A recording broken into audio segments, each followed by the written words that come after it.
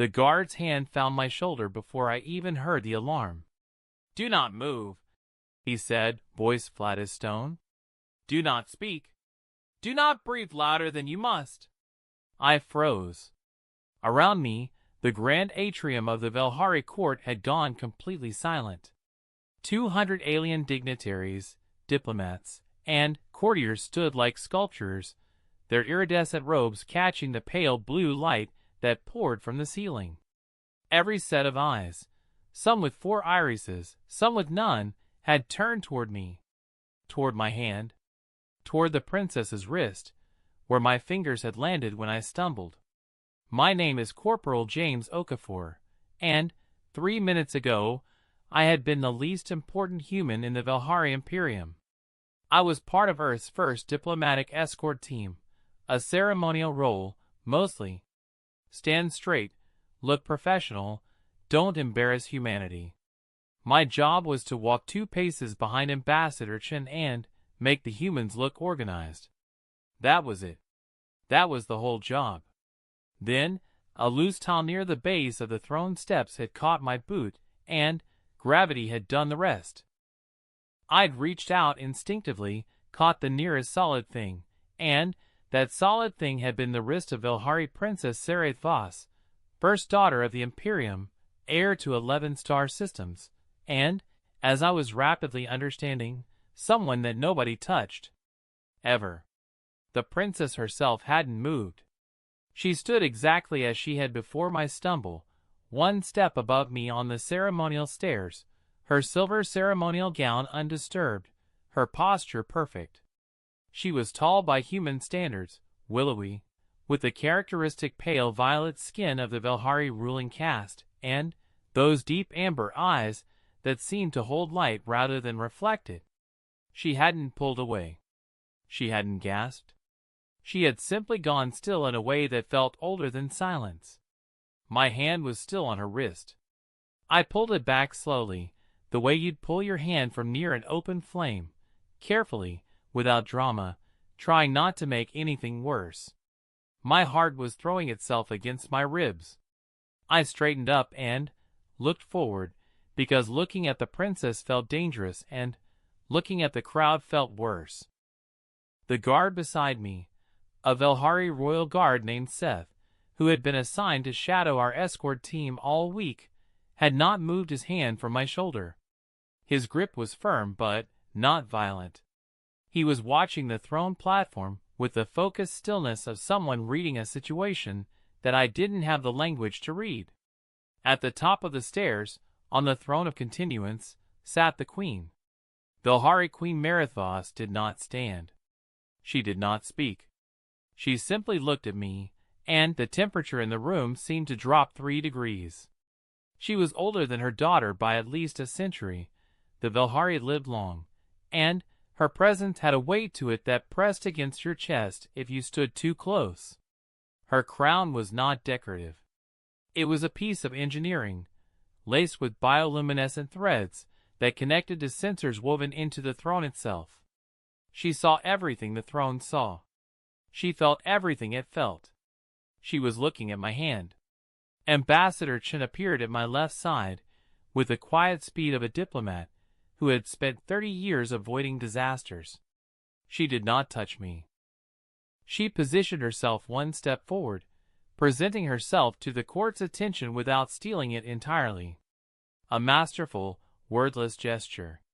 "Corporal Okafor," she said softly, pitched for my ears only. "Do not apologize. Do not explain. Stand straight." I stood straight. Across the atrium, the 200 dignitaries remained motionless. The Velhari court operated on a system of ceremonial law so layered and precise that even a misplaced breath during a formal proceeding could be logged as an infraction. Physical contact with a member of the imperial bloodline, outside of sanctioned ritual, was not an infraction. It was something else entirely.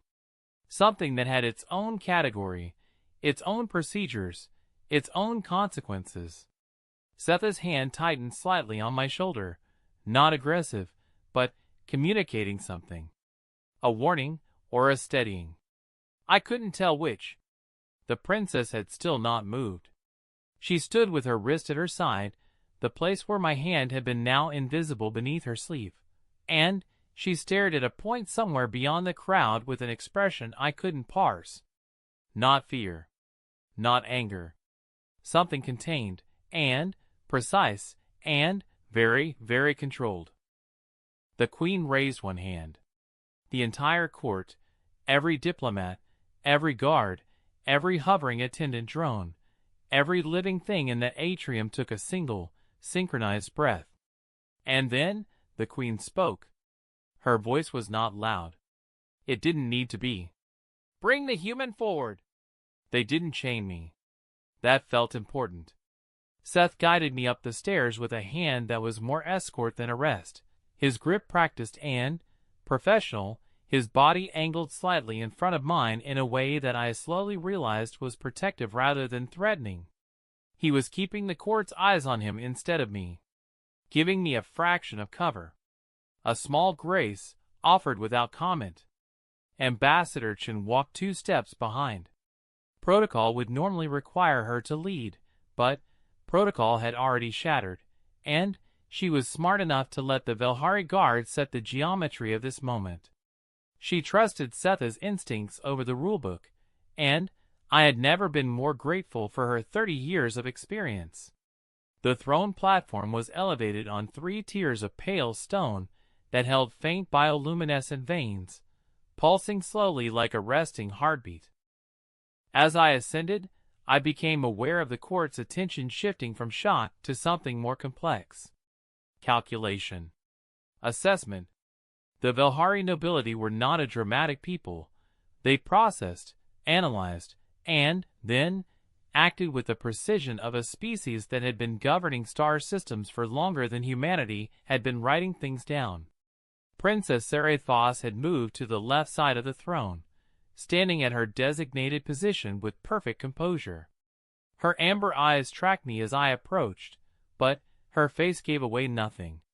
I found myself looking at her wrist again, then caught myself and looked straight at the queen. Queen Marathos was closer now. At this distance, the threads in her crown were visible, fine as spider silk, pulsing with faint gold light. Her face was angular, precise, with the high cheekbones and wide brow of the Velhari ruling line. Her eyes were not amber like her daughter's. They were black from edge to edge, with 3 small points of silver light that shifted when she focused. All 3 points were focused on me. Seth brought me to a stop at the base of the throne's final step and released my shoulder. He stepped to the side and placed his right fist over his chest, a formal gesture I'd learned meant he was transferring custody of attention. The queen's responsibility now. "Kneel or stand?" Ambassador Chen murmured from just behind me. I had no idea. I went with stand. Kneeling felt like an admission, and I hadn't done anything wrong. Not on purpose. Not in spirit. The queen studied me for what felt like a full minute. The court was still silent. The atrium held its breath so well it had forgotten to have acoustics. Even the ambient hum of the ventilation system seemed to have lowered itself in deference. Then the queen said, "What is your designation?" Her translator implant rendered the words in clean, unaccented English. The Velhari had insisted on providing translation technology for the entire human delegation. Control of language, Ambassador Chen had explained, was how they controlled every negotiation.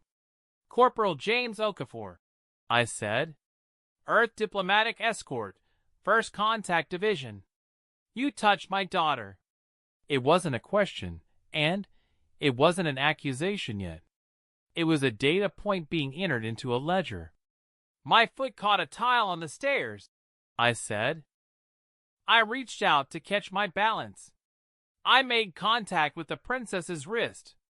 It was unintentional, and I removed my hand immediately." The queen's silver focus point shifted.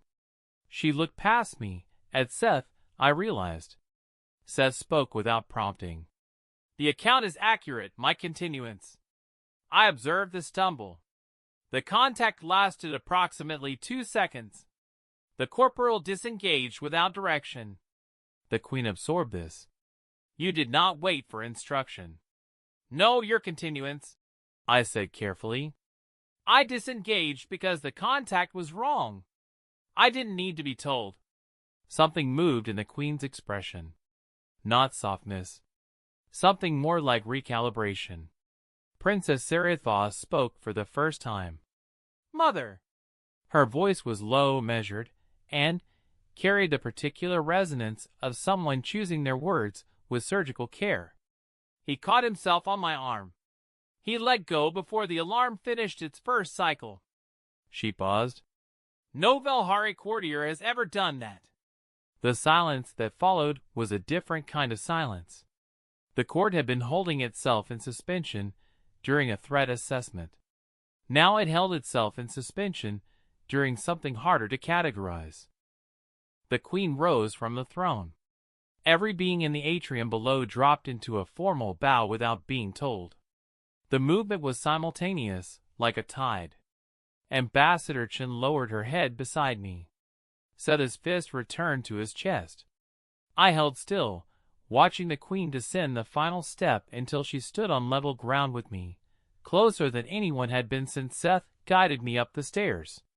She was taller than I'd realized. She looked down at me with those three-pointed silver eyes, and said something in Velhari that the translator rendered as, "Show me your hand."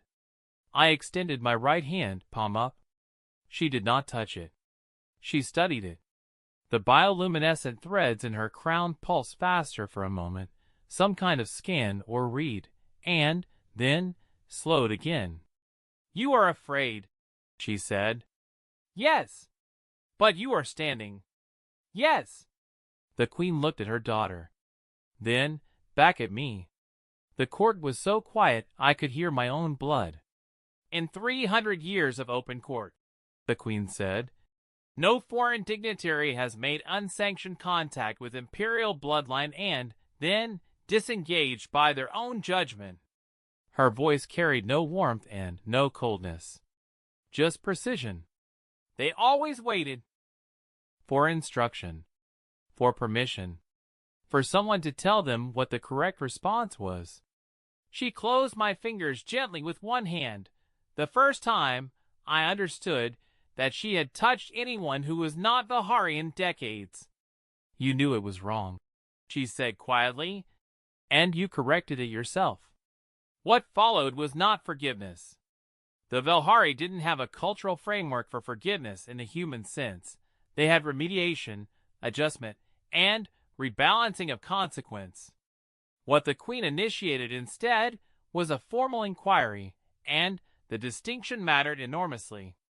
Forgiveness could be given and then forgotten. An inquiry became part of the record.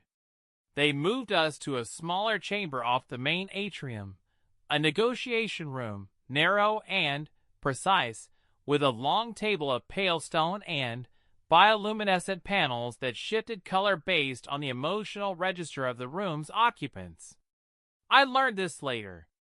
At the time, I only noticed that the panels had been a deep, uneasy blue when I entered and had shifted slowly and without fanfare towards something closer to gold. Ambassador Chen sat beside me. Seth stood at the room's entrance, no longer guarding me, exactly, but present, witnessing. On the other side of the table sat 3 members of the Velhari Court Council, their expressions unreadable, their robes arranged with mathematical precision.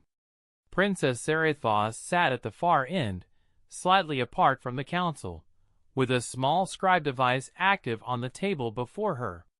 The Queen did not sit. She stood at the head of the table in a way that made the concept of seating feel irrelevant. "We will establish facts," she said, "not interpretation. Facts." The inquiry lasted 2 hours. Every second of footage from the court sensor array was reviewed. My biometric data from the escort team's monitoring implants, standard protocol for all visiting delegations, was read aloud and analyzed. Seth gave his formal account 3 times, each time in a different procedural register. Ambassador Chen spoke twice, calmly, precisely, with the quiet authority of someone who had spent her career being the steadiest person in the room. I spoke 4 times. Each time, the facts I gave matched the previous account perfectly, because there was only one account. It had happened the way it happened. At the end of the second hour, the council exchanged 3 glances between them, a micro-language of angles and blinks that I couldn't read, and the eldest member placed both hands flat on the table. "There is no violation," he said. "Contact was incidental. Disengagement was immediate and self-directed." He paused. "The record will reflect this." I exhaled. Ambassador Chen did not move, but I felt her relax beside me. The queen looked at her daughter. "Seraith." The princess stood. She walked around the table with measured steps, stopped in front of me, and extended her hand, palm up, mirroring what the queen had asked of me an hour before. I understood. I placed my hand in hers. She held it for exactly 3 seconds. A formal duration, I realized. A witnessed, recorded, intentional duration. Then she released it. "The contact is remediated," she said to the room, to the record, to the 300 years of court history that would file this moment in whatever category it created for it. Then she looked directly at me, not at the room, not at the record, just at me. "Thank you," she said quietly, "for letting go." They didn't send us home. That surprised me. I had been constructing a mental model of our departure, quiet, swift, diplomatically phrased as a mutual decision for the better part of the inquiry. Instead, after the chamber cleared, Seth appeared at the doorway and told us, without inflection, that the evening's formal banquet would proceed as scheduled and that our seats had been confirmed. Ambassador Chen accepted this without a flicker of surprise. In the corridor, once we were alone, she turned to me and said, "Do you understand what just happened? I think I caused a significant diplomatic incident and somehow didn't destroy first contact relations." "You didn't cause the incident," she said. "You resolved it before anyone else could decide how to classify it. That is not a small thing." I thought about what the queen had said. No foreign dignitary has made unsanctioned contact with imperial bloodline and, then, disengaged by their own judgment. They always waited for someone to tell them what the correct response was. "They were testing us," I asked. "Not deliberately," Chen said. "But every unscripted moment is a test. The Velhari have been observing humanity for 6 years. They've watched our broadcasts, reviewed our history, studied our conflict patterns. They wanted to know what we do when we break a rule accidentally." She glanced at me. "Now they know." The banquet hall was enormous, lit by hanging bioluminescent structures that pulsed in slow, synchronized rhythms. 200 dignitaries had reassembled, and the atmosphere had shifted from the atrium's frozen tension into something that felt almost like release. Conversations moved between clusters of courtiers and diplomats, the sound of it a layered murmur of translated languages. Seth guided us to our table. I noted that our placement was different from the morning seating chart. We were 3 positions closer to the throne table. It was a small change. In Velhari protocol, small changes were written in stone. The queen entered last, as was custom.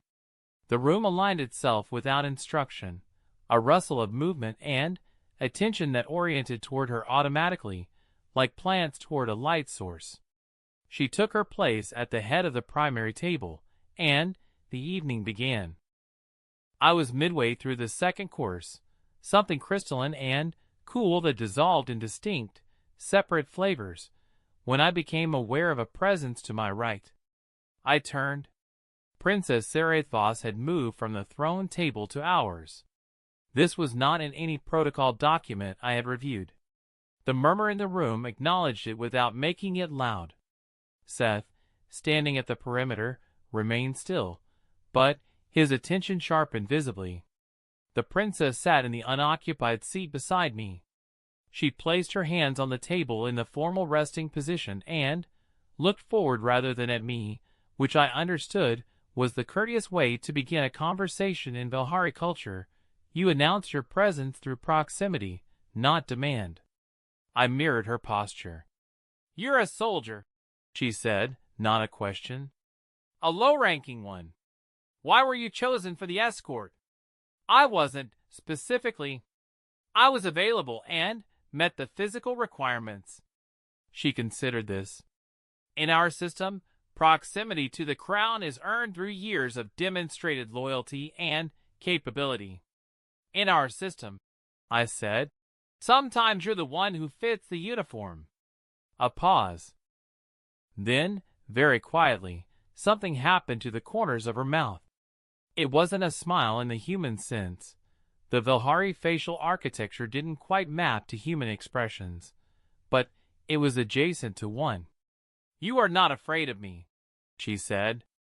I'm afraid of the situation, I said. You, specifically, I think you've been fair. She turned to look at me directly then, which in Velhari terms was a significant shift. What do humans value most? Collectively. I thought about it. The chance to correct a mistake. She held my gaze for a moment. Yes, she said simply. We noticed that. The queen called me to stand before the court one final time as the banquet concluded. The hall had reached the full, warm resonance of an evening successfully navigated, and I walked up the aisle between the tables with Seth at my shoulder and Ambassador Chen behind me, feeling the attention of 200 diplomats like physical pressure on my skin. I stopped at the prescribed distance from the queen's table and waited. The queen stood. The room went quiet with a particular quality it had in moments she chose to make significant. The Velhari Imperium has evaluated the proposal for permanent human diplomatic presence in this system, she said, her voice carrying to every corner of the hall without rising in volume. Our council has been deliberating for 11 months. She paused. The deliberation is concluded. I held myself absolutely still. Humanity's application is approved, the queen said, with conditions and with observation, as all new arrangements are. She looked at me, not at Ambassador Chen, not at the diplomatic team, but specifically at me. The conditions will be negotiated through standard channels. Then she said something that the translator flagged with a special resonance marker, indicating a phrase from the formal registry of court speech, language used only when making statements that entered the permanent historical record. The approval was influenced in part by this day, by a human who made an error and corrected it without waiting to be told. The room received this in absolute silence. Then, from the throne table, Princess Sarathos brought her hands together in the Velhari gesture of formal acknowledgement, slow, deliberate, resonant. And, one by one, from every table in the hall, 200 dignitaries joined her. I stood there in the pulse of that sound and thought about a loose tile on a staircase, and a 2-second contact, and a choice so small it barely counted as a choice at all. Just the reflex of someone who knew when they'd done something wrong and moved to fix it before anyone had to ask. Ambassador Chen's hand found my elbow, steadying. I didn't need steadying, but I was grateful for it anyway.